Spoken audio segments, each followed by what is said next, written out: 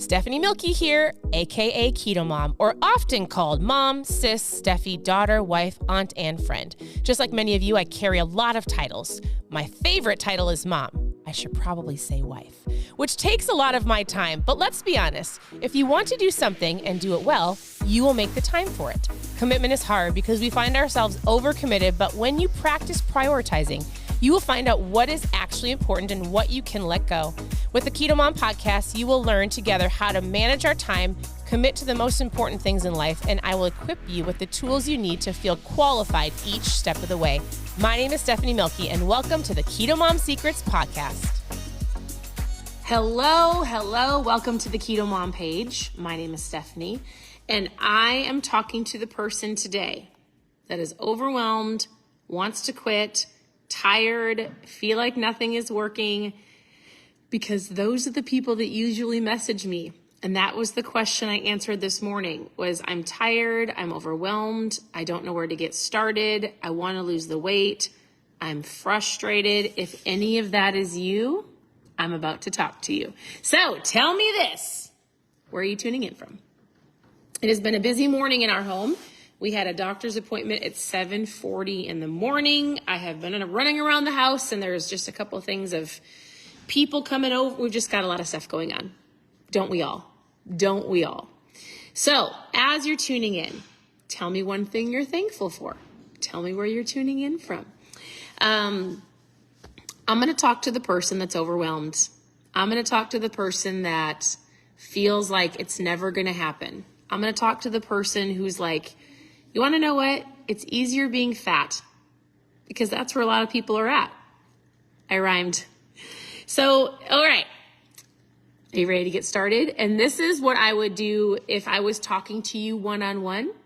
This is what I would do if I was talking to you in a big group of people. It's the same concept, and yet I just feel like people need a reminder. And so if you're brand new to the Keto Mom page, let me know. Post new in the comments if you're not brand new. Welcome, everybody. I love seeing your names, and I see so many of you that hop on all the time, and I just want to say thank you. Your presence matters. You can always go to KetoMomSecrets.com and click on recipes, how to get started, book club. We've got a book club over there, KetoMomSecrets.com. We've got ketones and trial packs. A lot of you are going through the 60-hour keto reboot right now, so I'll talk about this in a second throughout the end. If you're doing the reboot, today's your last day. You're going to do incredible. Keep going. Let me know what questions you have. Now, all right. When somebody says, I'm overwhelmed, I don't know where to get started, I need you to just take a deep breath. Even right now, like, I'm not trying to be exaggerative. I'm not trying to be like silly. I'm actually being real. When I get anxious about things, when I get like that heavy feeling in my chest, which I do, about different things, like we're packing up our entire life and moving to Florida. And yesterday I sat down in a chair and I told my husband, I said, all right, I'm done. Like, I've had fun packing and I don't want to do it anymore. And he's like, I know, go take a deep breath, go find something else to do. So I need you to take a deep breath. And I just need you to think about, I say this often, I'm not trying to be a broken record, but you're alive. Like, just sit for a second, and you might not love what you look like, and you might not love how you feel, and we can fix that, but you're alive. Like, you woke up this morning, right? So that's something to be thankful for. If you're overwhelmed, the reason people are overwhelmed is because they try to do all of the things right away. And if you try to do all of the things right away, it can be overwhelming. So like the perfect meals and the perfect workouts and intermittent fasting and trying to incorporate all of these things, I get it. So if I were to break it down for you, the first thing I'm going to say before we dive into the food that I will coach you on, before I give you some ideas of how to get started, I'm going to say the same thing I say every day. What are you reading? What is in your mindset from this morning? I actually want to know this. If you're participating and you're overwhelmed, I need to know, how did you start off your day? Did you get up and just run, go, and check the Facebook and check the Insta and like look at what everybody else is doing? Or did you read something? So there's a book that I've been going through called Don't Give the Enemy a Seat at Your Table. I'm not going through this on these pages. I'm telling you the books that I'm reading. So I'm going through a book called Don't Give the Enemy a Seat at Your Table. I'm almost done with it. And a new book that I forgot that I had, I packed up all of my books because we're moving. And so I'm gonna read a book called Believe It, How to Go from Underestimated to Unstoppable. So my mentor's name is Erwin McManus. And I actually am in a special group with him and some other people that have chosen to be in a group with him. And so he really speaks highly of Jamie Kern Lima. Her name is Jamie Kern Lima, more from a business aspect. So I get up. Here's what I do in the morning. I get up. I'm not even exaggerating. I get up in the morning. I lay in bed for a couple minutes and I go, "Good morning, Lord." And I just lay there and I just say, "Thank you for another day." And then I think about my morning and I roll around because I don't love to get out of bed, and I legitimately have a conversation with God. And I go, "Are we doing this? All right, we're doing this. Are you ready?" "I'm ready. 5, 4, 3, 2, 1. And sometimes I lay there and I'm like, "Jinx, ha, gotcha. I'm gonna get up in 5 more seconds." Like I talk to God a lot. And then I get up. Then I read my Bible. And then I dive into whatever books I'm reading and I start my day. And the first thing I'm going to give you is I'm going to work with you on your mindset. So I really want to know, what are you reading? What are you thinking about? Do you turn on the TV? Do you watch the news? Is the world falling apart? Did the Instagram tell you that you're not good enough? It's important. It is so important what is going in, because that's what's coming out, right? If the negativity of the news and other people's life is causing you to be anxious or like envious, then what comes out of you is frustration. If what's going in is something that's going to help you understand, like, don't give an enemy a seat at your table, or understanding and believing that you can achieve things, what goes in is going to come out. Belief, right? Action. Super important. So it does depend on how you look at the world. When I get up and I'm talking to the Lord, right? And I get up and I immediately grab some water and electrolytes. So the first thing I do after I'm coaching you and you are overwhelmed is I say, "What are you reading? Let's look about where your mindset is at." Number 2, all I want to know is, are you drinking water? Sounds easy enough, right? If you can break some of these steps down into pretty basic steps, and at any point in time, so I'm going to walk you through something. 7 habits. I have a 7 habit tracker of 7 things I walk you through. And if you want the habit tracker, it's free. I'll send it to you. Just in the comments, write habit tracker. And it's 7 things that I walk people through. And I don't expect you to do all 7 today. I don't expect you to incorporate all 7, but I do expect you to work through them. So number 1 is mindset. We're going to work on books you're reading. Number 2 is water. So if I asked all of you on here right now, if you had to say yes or no, are you drinking enough water? Yes or no? Half your body weight in ounces of water. You should be getting up in the morning. My husband has told me this for years. And I grab a shaker bottle. I put electrolytes in it. It could be some Himalayan salt. I have an electrolyte packet that I use, and I drink that first, even before you drink your coffee. A glass of water or 2 glasses. So half your body weight in ounces of water. After we go through your water intake and I ask you things like, hey, if you want to get healthy, if you want to lose weight, I always say, let's first evaluate what you're drinking. That's the only thing we're going to work on. After mindset, what are you drinking? Is your coffee full of sugar? Are you drinking are you drinking your calories in the day? That's what we're going to talk about. So take an evaluation. What are you drinking? After we're done doing that, then we dive into food. So I like to tell people, sometimes we can get overwhelmed with the whole keto understanding. Most people don't do the keto diet correctly. Most people are actually not doing keto. They're doing more low carb. That is more sustainable. And what that means. What is that noise? Oh yeah, don't do that, please. No, just take it away. Ranger. I have 4 daughters and 4 dogs. Our dogs are louder than our daughters. I'm a homeschool mom as well. Okay. Here's the biggest thing that overwhelms people. It's food. Food shouldn't overwhelm you.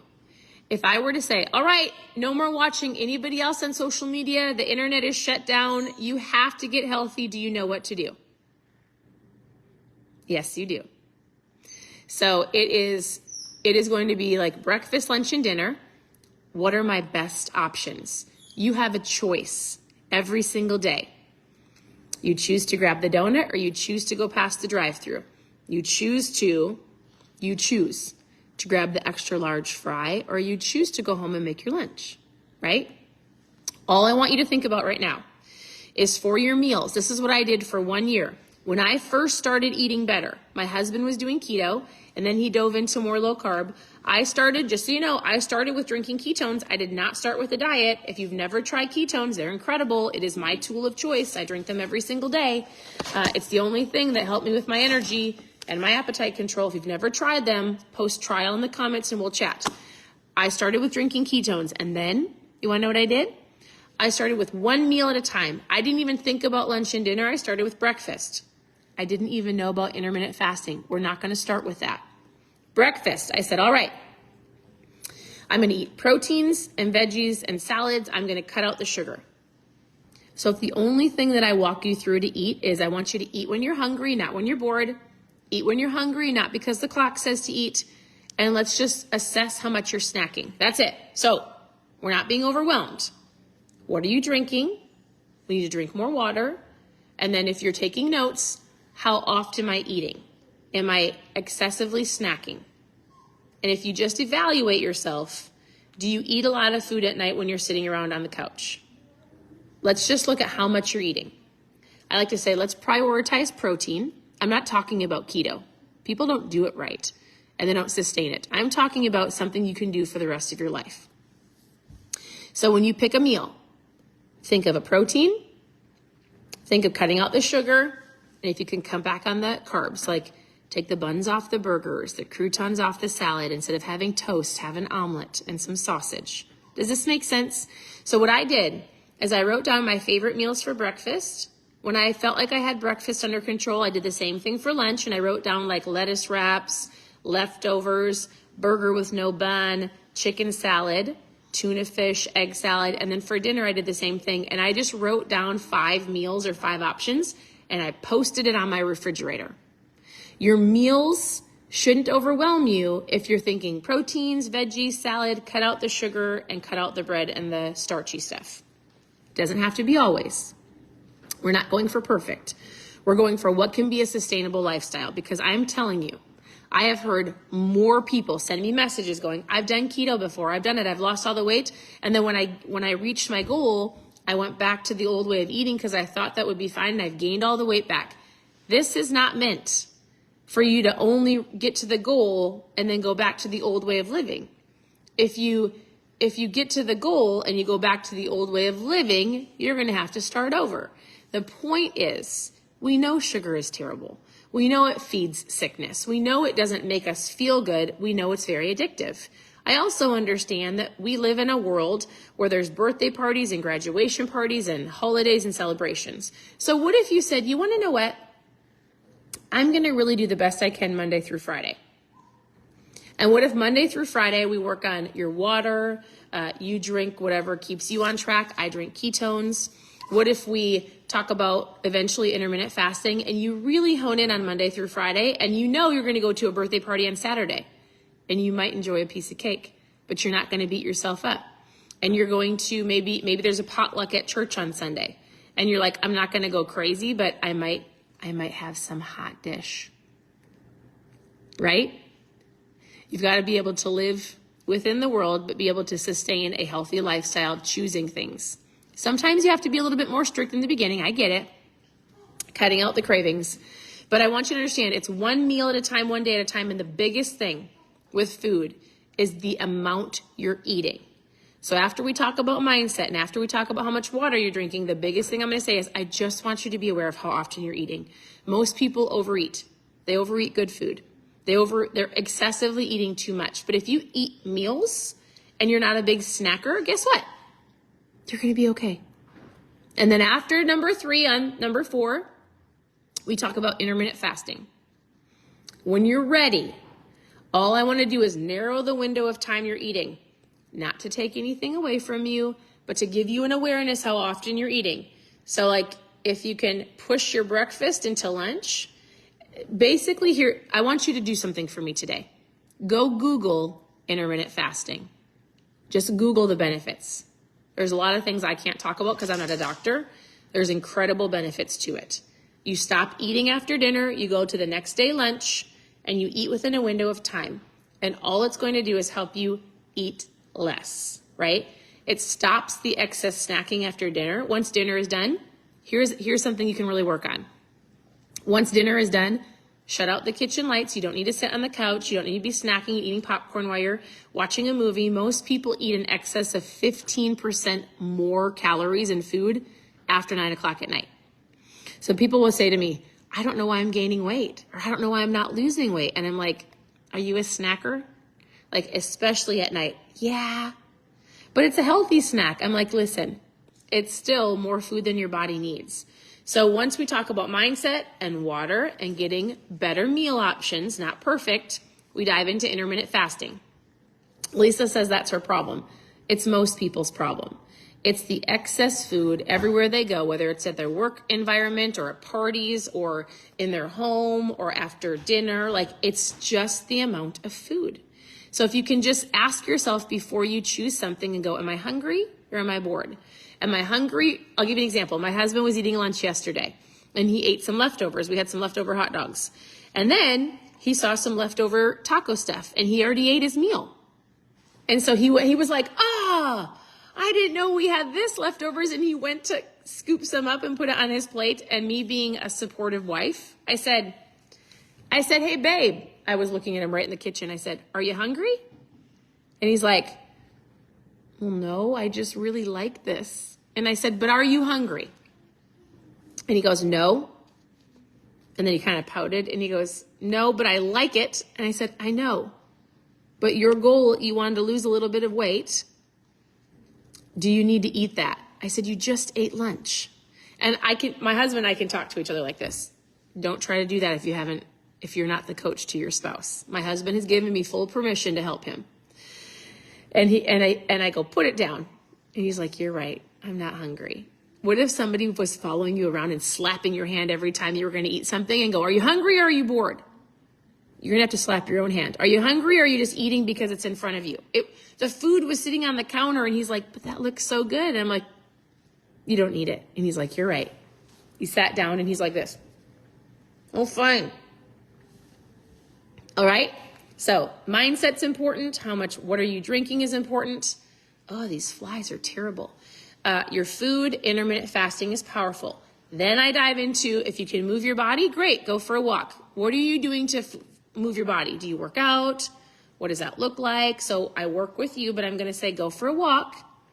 If you can get your steps in. One of the doctors that came and spoke at one of our events, he's also one of the formulators of our product. He said, people think they've got to go to the gym for 2 hours. He's like, if people could just understand they need about 7,500 to 10,000 steps a day, you don't just dive into that. If you're like, I only do 3,000 steps, work to 4 or 5, right?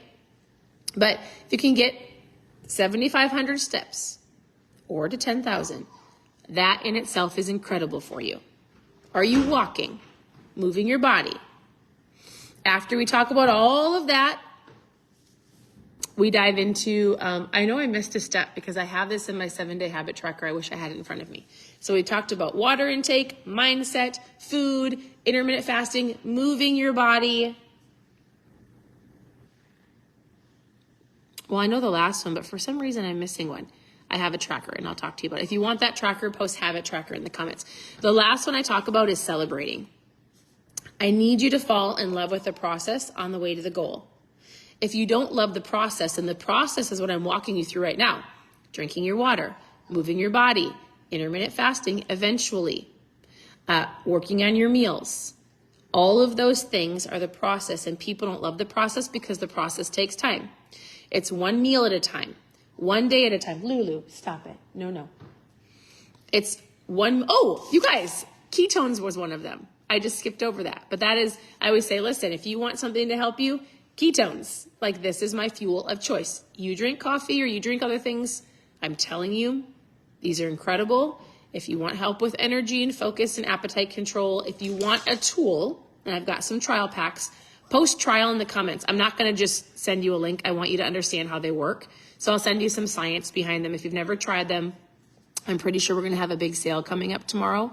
So I'll share more about that tomorrow, but these are incredible. So that would be number 6. And then number 7 is celebrating. I want you to celebrate every day. So let me ask you this really quick. Is there something you can celebrate for your morning right now? Can you celebrate anything like, yeah, I got up and I read, or I'm intermittent fasting, or maybe some of you are doing this with us, right? The reboot. Maybe you celebrated because you worked out this morning. You have to celebrate daily. If you wait to celebrate till you get to the goal and you're not falling in love with the process, the likelihood of you hitting the goal is unlikely. So celebrate can just look at yourself in the mirror and go, you know what, Stephanie, good job. I'm very proud of you. Or you just acknowledge the fact like, I did it. I had a good day. If you use the habit tracker that I have, give yourself a gold star like you did in kindergarten, right? Like, I'm going to give myself a gold star. Or I'm going to, if I do it all month long, I'm going to go buy myself a new outfit.